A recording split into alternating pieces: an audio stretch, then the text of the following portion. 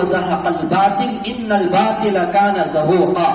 یہ آیت میں اس لیے پڑھا ہوں، یہ جتنے بھی معمولات بتائے گئے ہیں، اگر یہ معمولات اگر کوئی دشمن جادوگر کرتا ہے اس سے فائدہ نہیں ہوگا، اس سے فائدہ نہیں ہوگا. جادو جو دوسروں پر کر رہا ہے اور انہیں بھی اپنی حفاظت کے لیے یہ معمولات پڑھ لے رہا ہے، اسے فائدہ نہیں ہوگا. انہیں پڑھ لے گا، جادو کے چیزوں پر انہیں جیسے جائے گا اللہ اس کی نحوست کو غالب کر دیں گے، یہ برکت چھین لیں گے. یہ اس لیے میں بول رہا ہوں، یہ اپلوڈ ہمیں یوٹیوب میں بھی کر رہے ہیں، یہ کسی دشمن کے ہاتھ لگ جائے یہ اس کے لیے میں مخاطب ہوں. جلن خور ہے، فوراً کیا بولتے معلوم، بات جانے آتے، حضرت میرا ایک کام ہوتا نہیں ہے، وہ بیٹا کرتا نہیں ہے، یہ کر ڈالو، انہیں جھک مار کو میرے کو بلا کر وہ پیسے دے ڈالنا، جھک مار کو یہ میرا کام کر ڈالنا. یہ کیا ہے؟ گوڑا گوڑی کا کھیل سمجھے ہمیں. اگر کوئی جادوگر یہ معمولات کو کرے گا، ہاں اتنی بات ہم کہہ سکتے ہیں، اللہ اس کی برکت سے اسے ہدایت تو دیں گے، نہیں بولے تو انہیں ایمان سے محروم ہو جائے گا. کیونکہ جادوگر کے بارے میں آپ لوگ یہ قصہ سنے رہیں گے. یہ قصہ جو ہے حضرت مولانا طارق جمیل صاحب دامت برکاتہ بھی نقل کرتے ہیں. ایک جادوگر کے پاس ایک نوجوان گیا اور کہا کہ میں ایک لڑکی سے پیار کرتا ہوں، اسے شادی کرنا چاہتا ہوں، آپ ایسا عمل کر کر مجھے جادو کر کے دو کہ اس کے ساتھ میرا رشتہ ہو جائے. جادوگر کیا کہا معلوم؟ میرا جادو تیرے اوپر نہیں چلے گا کیونکہ تو مسلمان ہے. اگر جادو میں کر کر دینا ہے دوں گا، یہ عمل قبول ہو کر اس پر اثر کرنا ہے، اس لڑکی کو جا کر کرنے کے بعد انہیں تیری ہو کر آ جانا ہے. 40 دن تک تو کوئی بھی نیکی کرے بغیر میرے پاس آ، کوئی بھی اچھا کام نہ کر کے آ، جب میں تجھے جادو کر کے دوں گا تو وہ اثر ہوگا. ذرا سوچئے جادوگر کی بات پر نماز نہیں پڑھنا، روزے نہیں رکھنا، زکوٰۃ نہیں دینا، حج پر نہیں جانا، عمرے پر نہیں جانا، صدقہ نہیں دینا، کسی کو سلام بھی نہیں کرنا اور کوئی بھی نیکی کا کام نہیں کرنا ہے. 40 دن ایسا گزار کر تو میرے پاس آ، میں تجھے جادو کر کے دوں گا تو لڑکی کے اوپر اثر ہوگا، انہیں تیری ہو جائے گی. اب یہ بندہ گیا 40 دن تک، اللہ کی پناہ کئی دن ہر دن منہ کالا بھی کرتا تھا، نماز بھی چھوڑ دیا، سب کچھ چھوڑ دیا. 40 دن کے بعد جب آیا جادوگر کے پاس، اب یہ آدمی اسے پوری تیاری کر کر دے دیا، جا لڑکی کے اوپر یہ فلانے چیزیں، فلانے جلا، فلانے گاڑ دے، تیری لڑکی تیری ہو جائے گی. اب نے گیا جا کر آیا تو کئی دن کے بعد پھر گیا، نہیں، ناکام ہو گیا، بریک اپ ہو گیا. کیا نہیں معلوم. جادوگر کہا کہ نہیں، تو ذرا غور کر بول، 40 دن میں تو آیا تھا، کوئی نیکی کا کام کرا ہے یا نہیں کرا ہے. اب جادوگر انہیں مراقبہ، انہیں اس کے طریقے سے بیٹھ کر دیکھنے لگا. اب اسے اشارہ ملا، انہیں ایک اچھا کام کر کے آیا ہے، اس کی وجہ سے اس کے اوپر اثر نہیں ہوا ہے. اب انہیں دوبارہ اپنے کمرے سے آ کر کہا، تو ذرا غور کر، 40 دن کے اندر تو کون سی نیکی کیا ہے، کون سی نیکی کیا ہے. انہیں غور کر کے دیکھا، نہیں، میں نمازہ نہیں پڑھتا تھا، کچھ بھی نہیں، ہر دن یہاں تک کہ زنا بھی کر لیتا تھا، سب کچھ کرتا تھا. جادوگر نہیں، میں اس بات کو نہیں مانتا. تو کوئی نہ کوئی ایک نیکی کیا ہے جو نیکی جادو کا اثر ختم کر ڈالی ہے. اب انہیں سوچ کر بولا، ہاں، 40 دن میں راستے سے جا رہا تھا، راستے میں ایک پتھر، ایک کانٹا تھا، میں اسے ہٹا کر آگے بڑھ گیا. کیونکہ حدیث میں ہے نا، راستے سے تکلیف دہ چیز کو ہٹا دینا یہ بھی ایک ایمان کا حصہ ہے، نیکی کا کام ہے.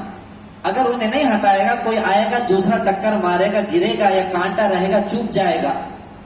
اب اس نے کہا کہ 40 دن کے اندر صرف ایک ہی ایسا کام کیا ہوں، راستے سے جا رہا تھا، وہاں پر ایک پتھر کانٹا تھا، میں اسے ہٹا کر آگے بڑھ گیا. تو فوراً جادوگر کہا، یہی تیرا عمل جو ہے میرے جادو کو فیل کر دیا ہے، تو فوراً ہاتھ بڑھا اور میں بھی تیرے ہاتھ پر ہاتھ بڑھاتا ہوں. ایسا رب جو ایک 40 دن میں پورے ناکام نافرمانیوں کو کرتے ہوئے ایک چھوٹے سے عمل کے اوپر اللہ تعالیٰ جادو کو ناکام جب کرتا ہے, اتنے پیارے کریم رب کے ایمان کو, اسلام کو میں کیسے چھوڑ سکتا ہوں؟ تو توبہ کر, مجھے کلمہ پڑھا, میں ایمان میں داخل ہو جاتا. اب اس بات کو رکھ کر ذرا سوچئے, یہ جو بھٹکتے رہتے لوگ, فلانی ہونا, یہ ہونا, وہ ہونا, یا دشمنی سے جن لوگوں پر کراتے ہیں, تو ستیاناش وہ لوگ ضرور ہو جائیں گے. جادو کرنے والے ستیاناش ہوں گے, یا ان کا ایمان چھین لیا جائے گا, یا ان کی نسل برباد ہو جائے گی. تو یہ معمولات آپ لوگ یقین کے ساتھ کرتے رہیں, اللہ ضرور حفاظت کریں گے. ہاں, اگر کوئی ایسا آدمی عمل کرتا ہے دوسروں کو برا کرتا ہوا, اللہ سے ہمیں تو یہی دعا کریں گے, اللہ یہ معمولات سے اسے ہدایت کی دولت سے مالا مال فرمائے اور اللہ کا ڈر اس کے اندر آ جائے. سب سے زیادہ یہ مصیبت کہاں سے آتی؟ گمانوں سے آتی ہے.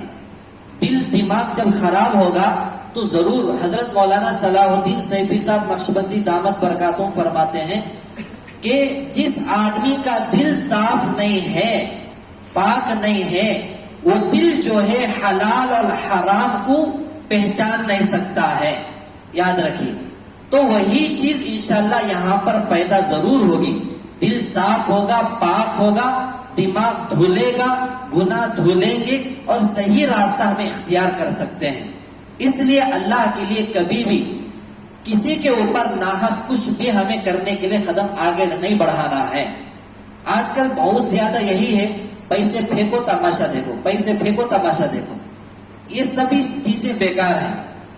ہاں, اگر کوئی کہنے لگے نارل, نیمبو, انڈا یہ کیوں استعمال کرتے ہیں, بے شک یہ اس کی کوئی حیثیت نہیں ہے. ہاں, ان چیزوں پر قرآنی عمل کرنے کے بعد اللہ تعالیٰ وہ تاثیر پیدا ضرور کرتے ہیں, تو توڑ اللہ کر دیتے ہیں. پانی پر بھی کر دیتے ہیں اس پر عمل کرنے کے بعد. تو اس لیے بعض لوگ وہ چیزوں کو استعمال کرتے ہیں. اس لیے اس قصے کو ہمیں سامنے رکھ کر ایسے غلط روٹ میں ہمیں جانے سے بچنا ہے. بچیں گے نا؟ اب میں چند سوالات آپ لوگوں کے سامنے رکھوں گا. ایک آدمی ہے سچ بولنے والا, ایک آدمی ہے جھوٹ بولنے والا. آپ لوگ کسے پسند کریں گے؟ جی بولیے زور سے. سچ بولنے والے. ایک عالم ہے, لوگوں کی فکر کر کے صحیح پلیٹ فارم پر اسے لانا چاہتا ہے امت کو. ایک ہے انہیں جو ہے شیخ اپنا دیکھ دیکھ کر لوگوں کو دوسرے غلط چیزیں بتا کر انہیں گمراہ کرنا چاہتا ہے. تو آپ لوگ کسے لائک کریں گے, کسے پسند کریں گے؟ جو صحیح روٹ بتا رہا ہے اسے پسند کریں گے. اگر ایک آدمی ہے ظاہری دیندار نظر آ رہا ہے, لیکن انہیں ظلمن کچھ پراپرٹی کو چھیننا چاہتا ہے. ایک آدمی ہے, دونوں بھائی ہیں, ایک بھائی جو ہے انصاف کے ساتھ فیصلے کو کرنا چاہتا ہے. آپ لوگ کسے پسند کریں گے؟ انصاف پسند آدمی کو ہی. تو آج کل کے جنریشن میں آپ لوگ صحیح آدمی کو پہچان کر اس کے تابع اتباع سنت کے مطابق زندگی کو سیکھ کر ہمیں گزارنے والے بنے. کیونکہ آج کل بہت زیادہ یہ ماحول ہے. یہی میں قرآن کی آیت پڑھا, ایک نہ ایک دن حق ظاہر ہو کر ہی رہے گا, جھوٹ جو ہے وہ ایسا بدنام کر کے رکھے گا کہ لوگ اس کا نام لینے سے بھی نفرت کریں گے. تو اسی لیے کہا گیا قل جاء الحق وزهق الباطل ان الباطل كان زهوقا. آپ کہہ دیجئے, اللہ تعالیٰ فرماتے ہیں آقا صلی اللہ علیہ وسلم سے, آپ کہہ دیجئے حق آ گیا ہے, باطل مٹ گیا ہے. یقیناً باطل کو مٹنا ہی ہے, یعنی ظلم کو مٹنا ہی ہے, ناحق چیزوں کو مٹنا ہی ہے. اب ایسے ماحول میں جو آپ لوگ جڑے ہوئے ہیں, یہ معمولی بات نہیں ہے. یہاں پر آنے کے لیے دشواری اس لیے پیش آتی ہے, یہاں نفس اور شیطان کو کچلنے کی محنت ہوتی ہے. تو شیطان اور نفس جو ہے آنے کے لیے نہیں دیتا ہے. تو یہ مجاہدہ ہمیں کر کے آنا ہے. استقامت کے ساتھ آپ لوگ جڑے رہیے. اب میں جو ہے اس کے اندر جو آیت کو پڑھا ہوں, وَقُلْ جَاءَ الْحَقُّ وَزَهَقَ الْبَاطِلُ, میں اس سے مراد یہ لیتا ہوں آج کے مجلس میں حق پرست علماء اور حق پرست اللہ والے ضرور ان سے اللہ کام لیتا رہے گا, اور باطل, جادوگر, دشمن, جھوٹ، مکار، دغاباز، منافق، حاسد، جلنے والا اور پیچھے مذاق اڑانے والا، ایک نہ ایک دن اللہ یا تو ان کو ہدایت دے گا یا ایسا اللہ ان کو دور کر دیں کہ دوبارہ صحیح روٹ پر آنا مشکل رہے گا۔ تو دعا کرے اللہ تعالیٰ ہم سب کو بھی آخری سانسوں تک، مرتے دم تک صحیح استقامت کے ساتھ شریعت کے اوپر چلنے والا بنائے اور صحیح روٹ پر اللہ تعالیٰ ہم سب کو باقی رکھے۔ عمل کریں گے نا استقامت کے ساتھ، اللہ عمل کی توفیق نصیب فرمائے۔ آمین۔ وآخر دعوانا الحمدللہ رب العالمین۔